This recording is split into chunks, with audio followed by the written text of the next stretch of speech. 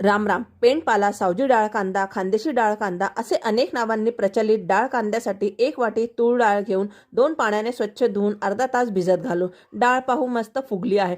फोडणीसाठी 4 डाव तेल घेतलेले आहे. या पदार्थाला तेल थोडंसं जास्तच लागतं. तेल तापलं आहे, मोहरी घालू. मोहरी तडतडली की जिरे घालू. जिरे फुलले की हिंग घालू आणि डाळीचा दीडपट आपल्याला बारीक केलेला कांदा घालून कढीपत्ता घालून परतून घेऊ. आपल्याला तांबूस रंग येईपर्यंत कांदा परतून घ्यायचा आहे. 20 लसणाच्या कुटलेल्या पाकळ्या घालून 2 मिनिटं परतून घेऊ. मसाले घालू. पाव चमचा हळद, 1 चमचा लाल तिखट, 1 चमचा गरम मसाला घालून मिक्स करून घेऊ. थोडंसं पाणी घालू. तेल सुटेपर्यंत परतून घेऊ. वा, रंग पण सुरेख आलेला आहे. भिजवलेली तूर डाळ घालून 2 मिनिटं परतून घेऊ. आता यात घालायचं आहे चवीपुरतं मीठ आणि पाणी.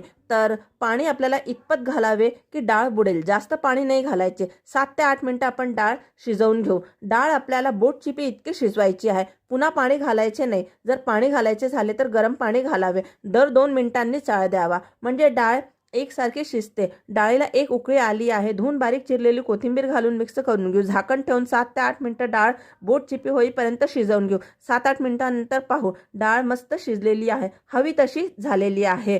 कोथिंबीर घालू. गॅस बंद करूया.